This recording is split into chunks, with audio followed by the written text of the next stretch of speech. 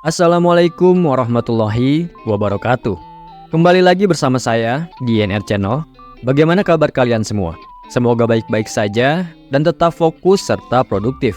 Izinkan saya kembali menghibur pemirsa sekalian dengan menceritakan sebuah kisah tentang ambisi, kekuasaan, moralitas, dan sifat manusia yang kompleks dalam situasi yang penuh dengan kekerasan dan pengkhianatan. Secara keseluruhan, tema utama film ini adalah bagaimana kekuasaan dan ambisi dapat merusak moralitas seseorang, serta memperlihatkan asal-usul dari sebuah sistem yang kejam, yang terangkum dalam sebuah film berjudul The Hunger Games: The Ballad of Songbirds and Snakes. Baiklah, tak usah berlama-lama lagi, mari kita masuk dalam ceritanya, dan selamat menyaksikan.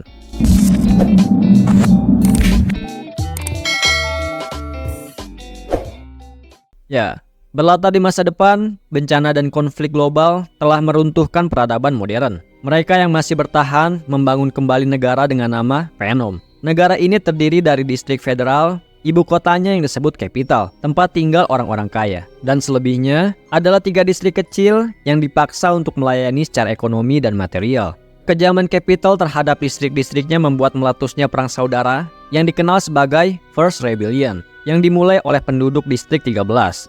Sangat disayangkan, setelah 3 tahun, akhirnya konflik pun berakhir dengan runtuhnya distrik 13. Dan tentu saja, kemenangan berada di pihak kapital. Meskipun demikian, kedua belah pihak mengalami masa-masa quarter life crisis yang dimana dikenal dengan nama The Dark Days. Scene memperlihatkan 2 orang bocah yang sedang melakukan pencarian di sekitar reruntuhan. Yang mereka cari bukanlah harta karun atau harta warisan, apalagi harta sengketa, melainkan sesuatu untuk dimakan. Sangat mengejutkan, seekor anjing galak datang seolah ingin memangsa. Beruntung dari salah satu bocah melemparkan sesuatu untuk mengusir si anjing. Belum sempat bernafas lega, ketika bersembunyi, lagi-lagi mereka dibuat sangat ketakutan dengan pemandangan yang sangat menyeramkan. Di tengah malam, saat kembali ke rumah, mereka menerima kabar buruk bahwa ayah dari si bocah laki-laki tewas dibunuh oleh pemberontak di distrik 12. Your father is dead, Coriolanus. Bertahun-tahun kemudian, The Dark Days berakhir setelah Capital dan distrik menandatangani perjanjian damai. Salah satu bagian dari perjanjian tersebut adalah suatu pengakuan dari pihak distrik atas pengkhianatan. Oleh karena itu, setiap tahunnya akan diadakan suatu perayaan. Perayaan ini disebut dengan Hunger Games. Hunger Games merupakan kompetisi brutal di mana 2 remaja dari masing-masing distrik dikirim untuk saling membunuh satu sama lain. Ini bertujuan sebagai pengingat bagi warga distrik bahwa The Dark Days tidak boleh terulang lagi. 10 tahun setelah perjanjian dibuat, si bocah laki-laki yang ayahnya dibunuh telah tumbuh dewasa. Pemuda itu bernama Coriolanus Snow. Kita sebut saja Cory. Ia tinggal bersama nenek dan sepupunya bernama Tigris Snow.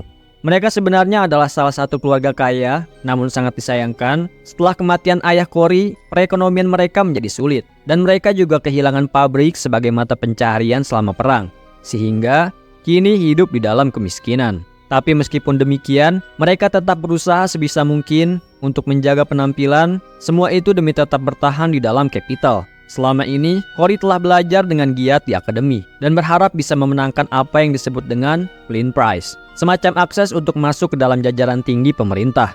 Namun sangat disayangkan, terjadi perubahan dalam persyaratan, yang mana bertepatan dengan akan dimulainya Hunger Games ke-10.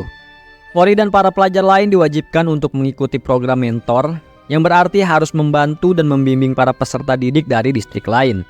Lama berselang, perancang Hunger Games yang bernama Dr. Gaul memperkenalkan seorang dekan bernama Casca. Dia adalah pemimpin program mentor sekaligus menjadi pembimbing. Casca menjelaskan tentang jumlah penonton Hunger Games yang terus menurun.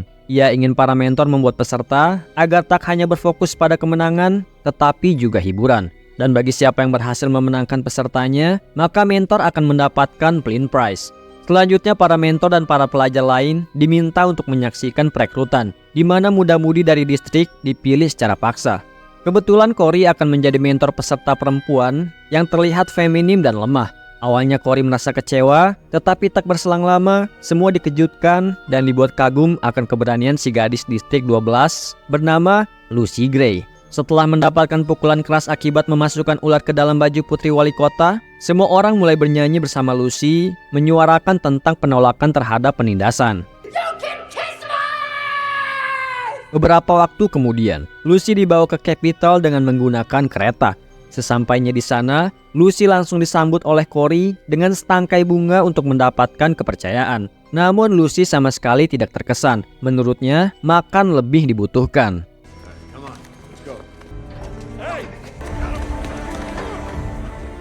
Di dalam truk, Cory nyaris dipukul oleh para pemuda lain yang membenci Capitol. Beruntungnya, Lucy segera memperingatkan para pemuda-pemudi itu bahwa tindakan mereka sama saja dengan mengakhiri segalanya. Dan tiba-tiba saja, kelompok itu dibuang ke dalam kandang di sebuah kebun binatang. Ini bertujuan agar para pengunjung dapat menyaksikan.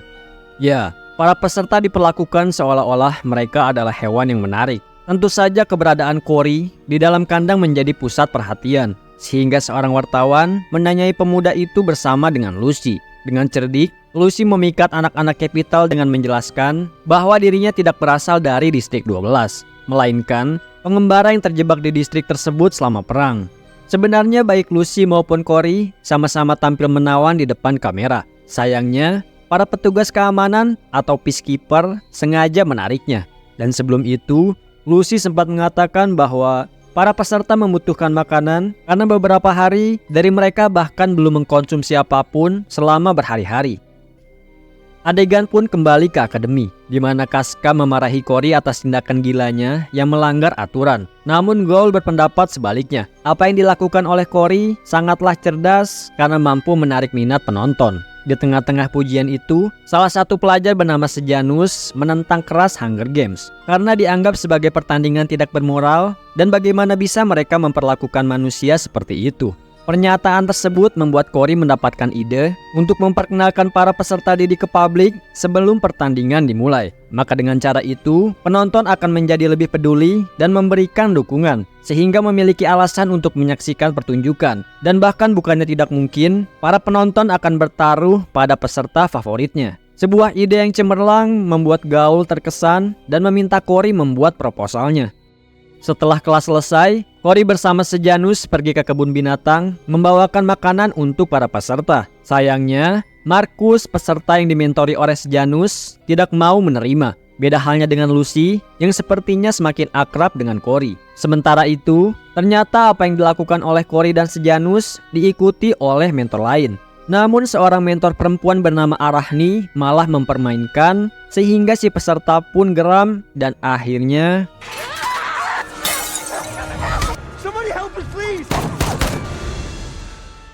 esokannya, setelah menyerahkan proposal kepada Gould yang mana mencakup sebuah ide bahwa penonton dapat mengirim makanan atau minuman kepada peserta dalam bentuk gift, Cory kembali bertemu dengan Lucy yang mana kali ini diawasi oleh Casca. Pada momen ini diketahui bahwa akan ada malam di mana para peserta akan mempresentasikan diri yang akan ditayangkan di televisi. Lucy mengaku dapat menuruti perintah Cory untuk bernyanyi, namun gadis itu membutuhkan gitar.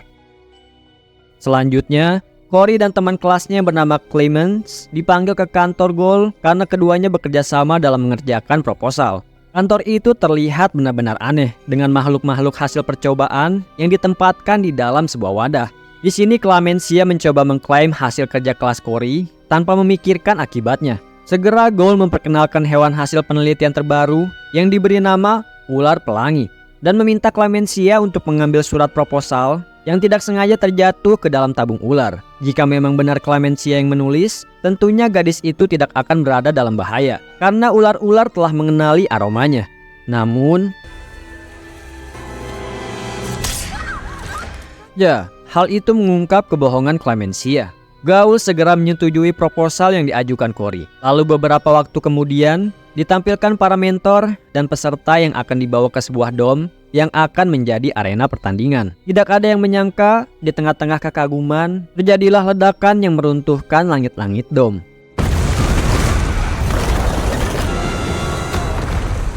Banyak dari peserta yang tewas, sedangkan sisanya menggunakan kesempatan untuk melarikan diri, kecuali Lucy. Si gadis itu tidak tega meninggalkan Cory yang tertimpa tiang, sehingga memutuskan untuk menyelamatkannya.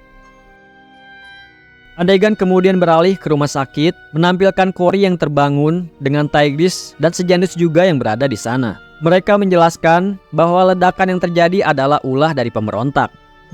Peristiwa tersebut membunuh 4 peserta dan membuat seorang mentor dalam kondisi sekarat. Peserta yang dimentori oleh Sejanus, yaitu Markus, masih berstatus buron. Dan kini, para petugas sedang berusaha memburunya. Namun Sejanus sama sekali tidak keberatan karena mungkin Markus sudah dalam keadaan aman. Di saat yang sama, presentasi para peserta Hunger Games telah dimulai dan disiarkan langsung di televisi. Seperti yang diharapkan, Lucy menyanyikan lagu yang indah sembari memainkan gitar, membuat banyak penonton tersentuh, bahkan tak sedikit yang menangis penuh haru. Tak mau berlama-lama di rumah sakit, Cory segera mengunjungi dom yang hancur untuk memeriksa sekaligus mengatur siasat. Saat kembali ke rumah, pemuda itu menemukan tikus yang mati akibat keracunan. Hal itu memunculkan sebuah ide, sehingga tak lama kemudian dia menuju ke kebun binatang untuk menyerahkan cermin rias yang telah diisi racun kepada Lucy, serta menjelaskan tentang strategi. Lucy hanya perlu bersembunyi di ruangan yang aman, lalu melihat kesempatan untuk menggunakan racunnya. Pada momen ini, keduanya pun semakin dekat, dan Cory berjanji akan mengeluarkan Lucy dari Capitol jika berhasil memenangkan pertandingan.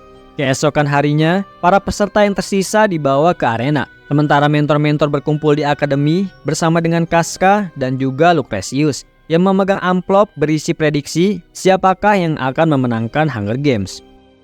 Sangat mengejutkan, di tengah-tengah arena, para peserta melihat Markus yang digantung dengan kejam. Tentu hal ini membuat Sejanus marah dan menyebut para penduduk Capitol sebagai monster, lalu meninggalkan akademi.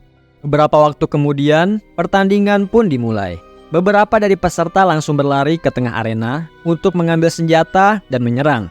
Sedangkan sisanya berusaha sebisa mungkin untuk mengamankan diri. Sementara itu, di tengah-tengah ketegangan, Cory berharap Lucy mengikuti strategi dengan bersembunyi. Namun kenyataannya, gadis itu malah mencari seorang pemuda bernama Jessup yang sama-sama berasal dari distrik 12 dan telah banyak berjasa. Satu demi satu peserta berguguran, sehingga para mentor pun meninggalkan ruangan. Sementara itu, Lucy berhasil melakukan yang terbaik, menghindari semua serangan, dan mengajak Jessup untuk menuju ke ruangan aman. Namun tentu saja itu tidaklah mudah, karena salah satu peserta bengis bernama Coral membentuk aliansi dengan beberapa peserta lain. Setelah menghabisi banyak peserta, mereka pun mengejar Lucy dan Jessup. Karena tak ada satupun dari mereka yang berani masuk untuk mengintip, kelompok itu pun memutuskan untuk kembali ke arena. Beberapa jam telah berlalu tanpa terjadi apapun. Karena selain kelompok Coral, peserta-peserta lainnya memutuskan untuk bersembunyi sembari menyiapkan rencana. Sementara itu, di akademi para mentor merasa bosan sampai-sampai ketiduran. Sedangkan Lucretius kini menyampaikan berita perkiraan cuaca untuk mengisi acara. Tiba-tiba saja, peserta bernama Lamina keluar dari tempat persembunyian dan menghampiri Markus. Markus memohon belas kasih, lalu menggunakan kapak. Lamina pun menghabisinya sehingga mendapatkan gift dari mentor berupa sebotol air. Namun sangat disayangkan, saat malam, sembari menyaksikan pertandingan, Casca mengatakan kemenangan tidak akan didapatkan dengan mudah. Oleh karena itu, Cory harus mencari cara dan bertindak cepat.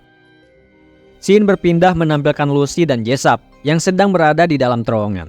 Karena merasa prihatin dengan kondisi Jessup akibat digigit kelelawar, Lucy mencoba memberinya air. Namun Jessup malah menolak dan mengira Lucy akan membunuhnya.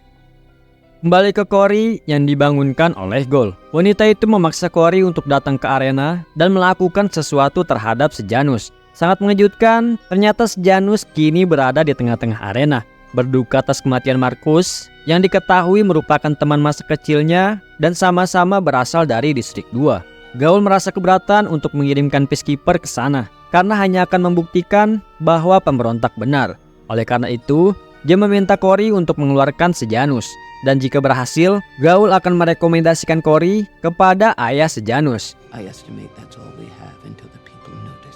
Lama kemudian, ditampilkan Cory yang sudah berada di arena, membujuk Sejanus untuk keluar. Cory juga menjelaskan bahwa apa yang dilakukan oleh Sejanus tidak ada gunanya, karena siaran telah dihentikan. Dan jika memang Sejanus dihabisi oleh para peserta, maka Gaul akan menjadikan penyakit flu sebagai alasan kematian Sejanus. Tak ada yang salah dengan pemikiran Sejanus, hanya saja mungkin ada cara yang lebih baik, seperti memanfaatkan kekayaan sang ayah untuk menyuarakan penolakan atas penindasan. Sejanus pun setuju dengan saran Cory, namun untuk keluar dari arena bukanlah suatu hal yang mudah.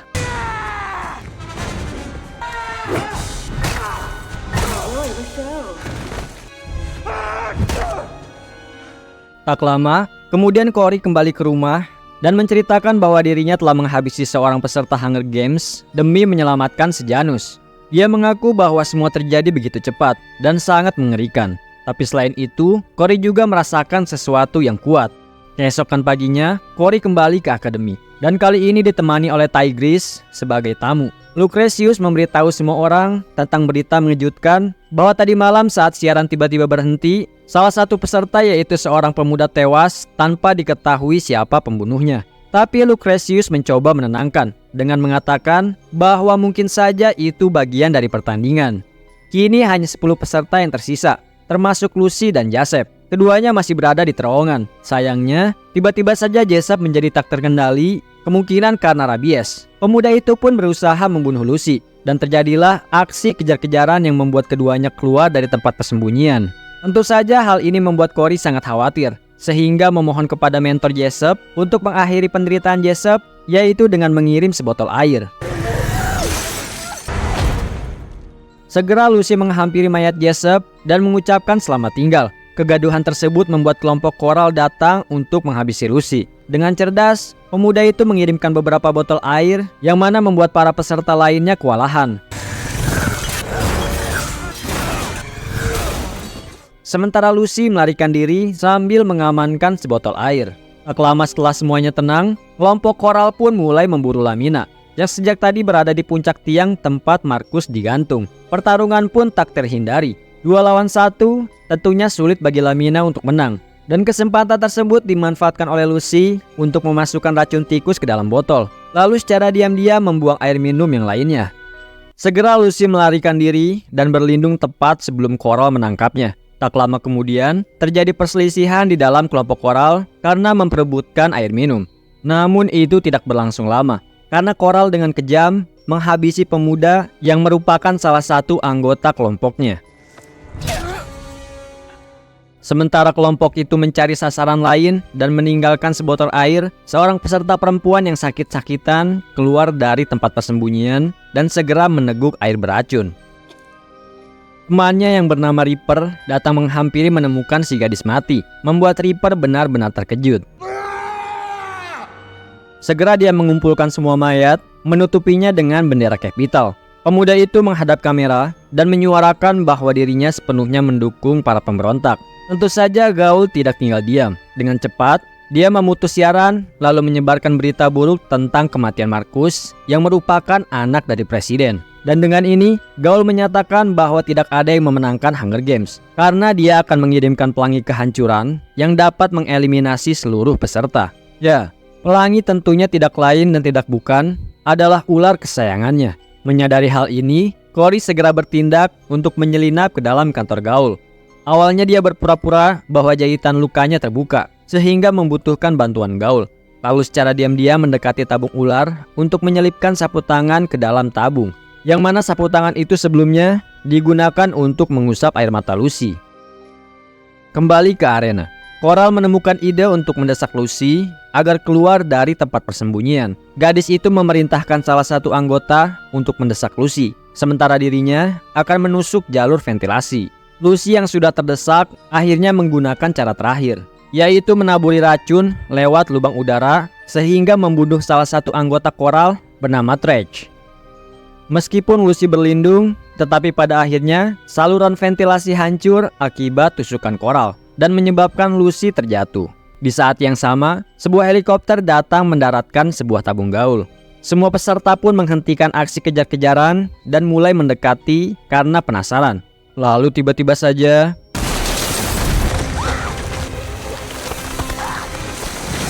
Reaper tetap berlutut menerima nasibnya. Sementara Coral masih berusaha menyelamatkan diri, namun pada akhirnya gagal. Kini hanya Lucy yang tersisa dan ular-ular pelangi dengan cepat mengelilinginya. Sangat mengejutkan, ternyata ular-ular tersebut sama sekali tidak menyerang Lucy, seolah terpesona dengan lagu yang dinyanyikannya. Cory menjelaskan tentang hal ini kepada Gaul, sehingga seharusnya Lucy diumumkan sebagai pemenang. Pada awalnya Gaul hanya terdiam, menyiratkan bahwa dia menolak. Tapi seketika, semua pelajar berdiri dan menyerukan kemenangan Lucy. Tidak ada pilihan lain bagi Gaul. Ya, akhirnya Lucy diumumkan sebagai pemenang Hunger Games ke-10.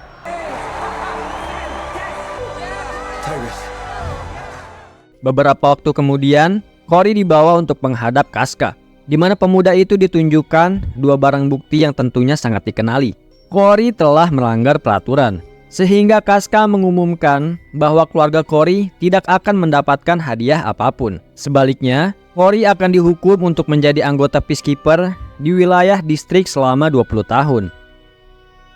Setelah melewati beberapa proses, Cory dibawa untuk mendaftar dan diketahui bahwa dia ditempatkan di distrik 8. Namun Cory mencoba bernegosiasi, tentunya dengan sedikit komisi, yang mana berakhir dengan ditempatkan di distrik 12. Selama dalam perjalanan, Cory dikejutkan dengan kemunculan seorang teman yang tidak lain dan tidak bukan adalah Sejanus. Melalui percakapan kedua pemuda itu, diketahui bahwa Sejanus secara sukarela mengajukan diri agar mendapatkan hukuman, sehingga bisa melakukan sesuatu yang nyata untuk membela warga distrik. Setibanya di distrik 12, keduanya menjalani pelatihan militer untuk menjadi peacekeeper. Mereka juga diharuskan menyaksikan bagaimana proses eksekusi, meskipun yang dihukum belum tentu bersalah. Pada suatu hari, ketika sedang tidak bertugas, Cory bersama dengan para petugas lainnya mengunjungi bar untuk bersenang-senang. Sangat mengejutkan, kebetulan sekali Lucy bersama grupnya tampil di bar tersebut. Sayangnya, seketika terjadi kericuhan yang dimulai oleh mantan kekasih Lucy, yaitu Billy. Dalam keadaan mabuk, lelaki itu muncul di tengah kerumunan dan segera menghampiri Lucy. Diketahui bahwa Bill ini telah berselingkuh dengan gadis bernama Mayfair yang merupakan putri wali kota. Ini sedikit menjelaskan tentang peristiwa saat Lucy terpilih menjadi peserta Hunger Games. Sejanus segera menyeret Cory keluar sebelum mereka berdua terlibat masalah. Keesokan harinya, Cory kembali bertemu Lucy yang kebetulan sedang sendirian. Setelah beberapa percakapan, ungkapan kerinduan, ikatan asmara pun mulai terjalin di antara mereka berdua. Namun mereka harus merahasiakan hubungan ini. Oleh karena itu, Lucy memberitahu tentang danau rahasia di mana mereka bisa bertemu dengan bebas. Sejak saat itu, keduanya menjadi sering bertemu dan menghabiskan waktu bersama, memadu kasih asmara. Cory mengakui bahwa ia ingin kembali ke Capital suatu hari nanti, dan tentunya bersama Lucy. Namun sayangnya, Lucy sendiri menolak, karena Capital bukanlah tempat yang cocok untuknya. Lucy berpikir, mungkin mereka bisa memulai kehidupan baru yang lebih baik di tempat lain. Beberapa waktu kemudian, Cory dipanggil menghadap komandan untuk dibicarakan hasil tesnya. Ternyata hasilnya sangat memuaskan. Selain itu, karena Cory juga putra seorang jenderal besar, maka pemuda itu akan dipindahkan ke tempat yang lebih baik dengan bayaran yang lebih tinggi, yaitu distrik 2. Tentu saja hal itu membuat Cory terkejut, namun tidak bisa menolak karena khawatir akan menimbulkan kecurigaan. Tak lama kemudian, ia menghubungi Tigris untuk mengetahui kabar dari percakapan mereka. Diketahui bahwa Tigris dan nenek tidak tinggal di tempat lama karena tidak mampu membayar, dan ini membuat Cory menjadi semakin galau dalam mempertimbangkan keputusannya. Keesokannya, Cory melihat Sejanus sedang berbicara dengan beberapa penduduk yang mencurigakan, seolah merencanakan sesuatu yang buruk. Lalu ketika sedang melakukan tugas bersama, Cory membahas hal tersebut sehingga Sejanus marah dan menjelaskan bahwa dirinya mencoba melakukan sesuatu untuk membantu beberapa orang melarikan diri dari Penam.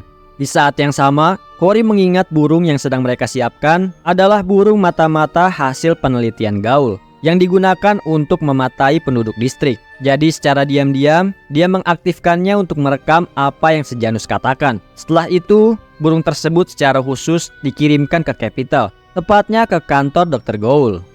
Saat malam, dan kebetulan tidak sedang bertugas, seperti biasa, Cory bersantai di bar sembari mendengarkan nyanyian merdu sang kekasih. Melihat Sejanus yang mencurigakan, Cory pun mulai mengikuti, sampai akhirnya menemukan ruangan di mana pertemuan sedang terjadi antara Sejanus dan beberapa penduduk yang ternyata pemberontak, termasuk Billy dan Mayfair. Sepertinya mereka sedang membicarakan tentang rencana melarikan diri, dan Sejanus terlihat kecewa karena merasa dihianati setelah mengetahui orang-orang yang hendak dibantunya memiliki senjata. Kedatangan Lucy memperburuk keadaan yang mana memancing kemarahan Mayfair. Mayfair memutuskan untuk tidak terlibat lagi dan akan melaporkan semuanya kepada sang ayah. sehingga mau tidak mau, Cory harus menghabisi Mayfair. Dan selanjutnya, Billy yang marah karena kematian kekasihnya ditembak oleh rekannya sendiri bernama Spruce. Tentu saja hal ini membuat Lucy sangat terguncang, sehingga Cory memintanya kembali ke panggung, menenangkan diri dengan nyanyian. Sementara Spruce diminta untuk menyingkirkan semua senjata. Kemudian Cory menenangkan Sejanus yang panik, berjanji akan selalu melindunginya sebagai saudara perjuangan. Di hari berikutnya, seluruh peacekeeper diperintahkan untuk menggeledah rumah para penduduk demi menemukan senjata yang digunakan untuk membunuh anak wali kota. Selama dalam prosesnya, Cory secara mengejutkan bertemu dengan Lucy. Keduanya sepakat untuk melarikan diri dari Panem. Agar tidak tertangkap, mereka pun saling berjanji bertemu kembali saat fajar untuk memulai pelarian. Tak lama kemudian, semua peacekeeper meneriakkan bahwa mereka berhasil menangkap salah satu tersangka yang ternyata adalah Spruce, menampilkan eksekusi yang akan segera dilaksanakan. Namun sebelum itu, ternyata ada satu orang lagi yang juga akan dieksekusi karena melakukan pengkhianatan.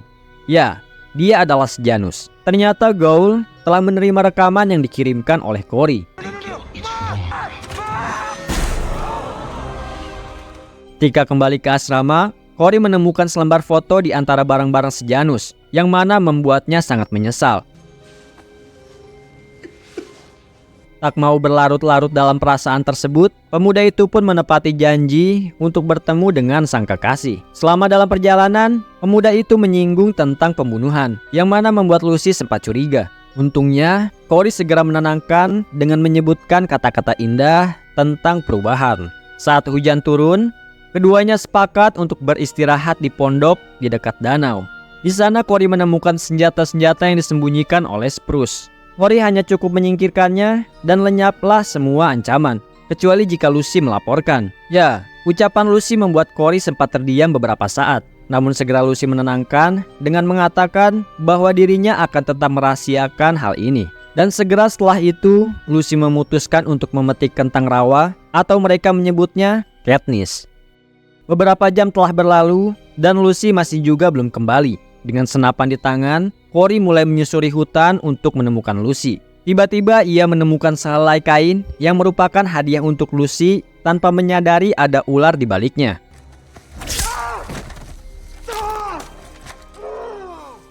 Menyadari Lucy meninggalkannya membuat Cory menjadi sangat marah. Tak lama berselang, dia melihat seorang yang berlari di antara pohon dan langsung melepaskan tembakan. Namun ketika menghampiri, tak ada satupun di sana selain gelang Lucy. Pencarian pun dilanjutkan sampai akhirnya Cory mendengar nyanyian dan burung-burung Mockingjay pun juga ikut bernyanyi. Cory yang kesal melepaskan tembakan ke segala arah sampai akhirnya kehabisan peluru dan pemuda itu pun menyerah. Setelah menenggelamkan senjata-senjata ke danau, Cory memutuskan kembali ke markas. Dia bersiap-siap untuk dipindahkan ke distrik 2. Namun sangat mengejutkan ketika hendak naik ke kereta, komandan menyatakan bahwa Cory akan dipindahkan ke lokasi yang lebih baik. Ya, ternyata Cory dipindahkan ke Capital serta kembali diterima di universitas. Gaul menjelaskan bahwa itu adalah tanda terima kasih dari orang tua Sejanus karena selama ini Cory telah menjaga anak mereka. Adegan kemudian menampilkan dalam waktu yang tidak ditentukan, mungkin beberapa minggu atau beberapa bulan kemudian, di mana menampilkan keluarga Cory yang telah hidup berkecukupan karena bantuan dari ayah Sejanus. Dia pergi menemui Casca untuk menyerahkan barang-barang milik Sejanus, serta berterima kasih karena telah mengajarkannya cara kerja dunia. Casca menjelaskan bahwa dirinya lah yang menciptakan Hunger Games ketika sedang minum bersama dengan sahabat karibnya yang tidak lain dan tidak bukan adalah ayah Cory sendiri, bernama Crassus. Casca mengaku tidak pernah berencana untuk menyampaikan ide tentang Hunger Games kepada atasannya. Tetapi Crassus malah mencuri ide itu dan membuatnya sebagai ide bersama. Selain itu, Casca juga menjelaskan bahwa sampai sekarang tubuh Lucy masih belum ditemukan. Jadi tidak ada yang mengetahui apakah gadis itu selamat atau tidak. Tak banyak bicara, Cory hanya pergi meninggalkan Casca dengan segala omong kosong tentang misteri, seperti yang diucapkan Lucy. Kemudian Casca mengkonsumsi obat surga yang selama ini membuatnya candu, tanpa menyadari bahwa itu adalah racun dari Cory. Film pun ditutup dengan menampilkan Cory yang kini akan menjabat sebagai orang yang merancang sistem baru dalam Hunger Games. Dan di masa depan, pemuda ini akan tumbuh menjadi seorang pemimpin Panem yang kita kenal dengan Presiden Snow. Dan film pun berakhir. Pengkhianatan adalah bukti bahwa tidak semua senyum menyembunyikan niat yang baik. Kalimat ini mengingatkan kita untuk tidak selalu tertipu oleh penampilan luar atau sikap ramah seseorang. Meskipun senyuman bisa menciptakan kesan baik, terkadang di balik keramahan tersebut ada niat tersembunyi yang berbahaya ataupun manipulatif. Pengalaman dikhianati menjadi bukti nyata bahwa kita perlu berhati-hati dalam menilai orang dari apa yang terlihat di permukaan. Terima kasih sudah menonton video ini sampai habis, dan terima kasih juga untuk kalian yang sudah like, share, komen, dan subscribe. Saya doakan semoga kita selalu diberi kelancaran dan kemudahan dalam setiap aktivitasnya. Amin. Mari kita jadikan kolom komentar sebagai sarana positif agar hidup jauh lebih interaktif, bukan malah menjadikannya sebagai tempat persaingan sehingga menciptakan keasingan. Terima kasih and see you next time.